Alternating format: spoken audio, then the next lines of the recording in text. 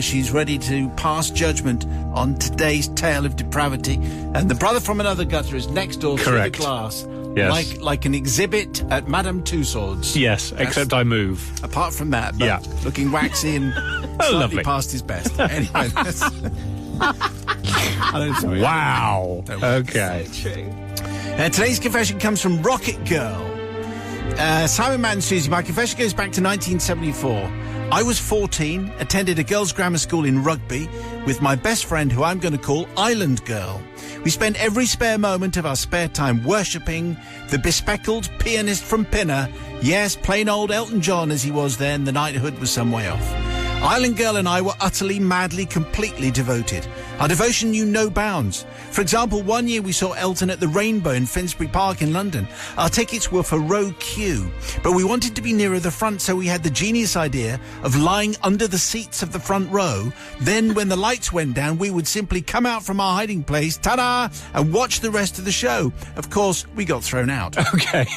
Anyway, whenever Elton went on tour, we saved our pocket money, then either sent our 4 tickets, postal orders to the 4, or physically queued up to get them different times.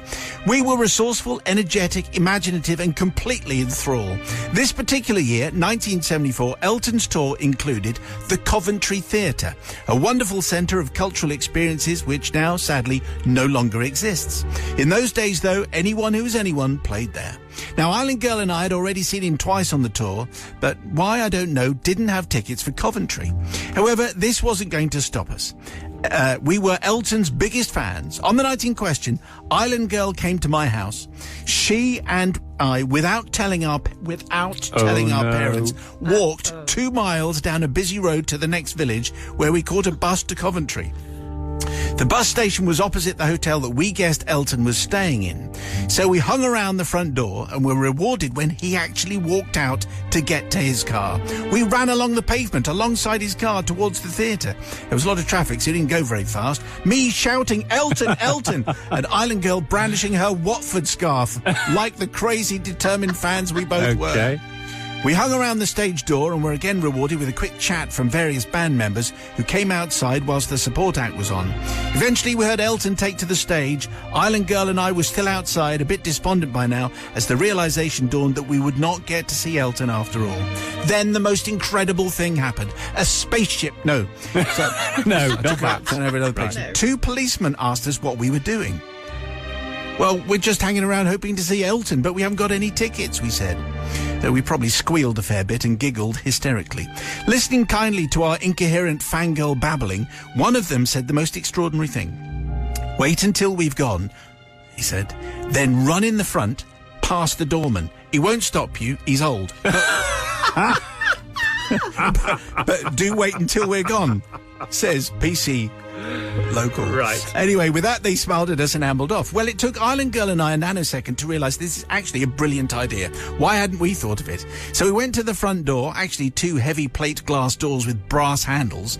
We looked through. Sure enough, there was an old guy sitting in the foyer. He was probably about 40, but to us, he was ancient. We looked at each other. Could we? Dare we? "You go first," Island Girl said. "No, you go first," I replied.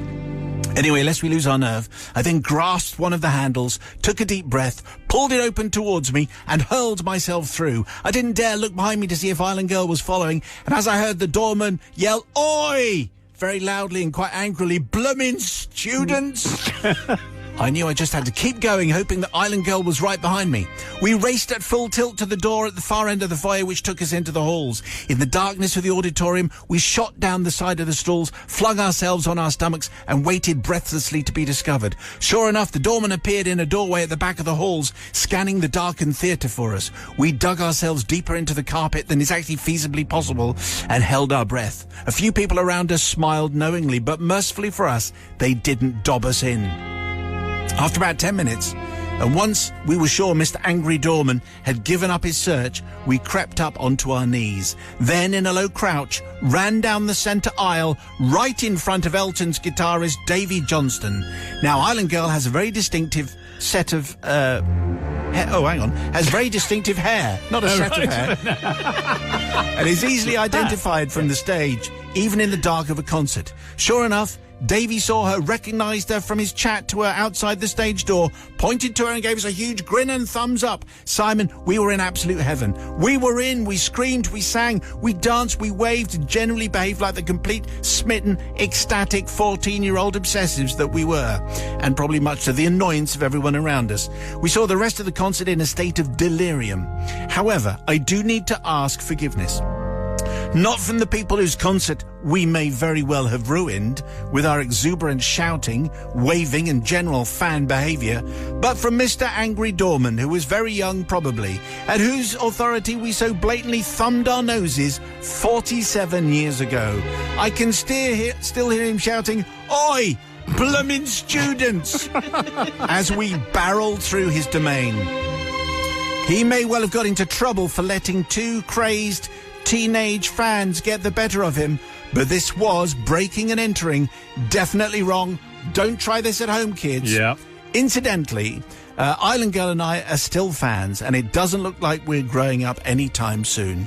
Yours, all the best. There's Rocket Girl with a lovely fade there from one Another, to the other. Well, obviously, one of the things that we can't condone is breaking and entering. Of course not. Sister Susie, voice of responsibility, dashing through and sneaking past the old timer on the desk. What do you say to Rocket Girl? Well, what a story, Rocket Girl. And I love the enthusiasm there. But, you know, he probably wasn't that old. And it was a bit mean. So I don't know if I can forgive you, because you should have bought tickets. What about all the people who were in there that bought a ticket and you got it for free just for running past the man? They were fine. Oh, I'm not sure. Anyway, brother from another gutter. I mean, one guy on security, obviously we don't condone this, but one guy on security, so, you know, I mean, he's just going through the motions, really, isn't it? And also, theatre carpets, they're a nightmare. They were face down on the theatre carpet. Goodness me. Yes, definitely forgiven.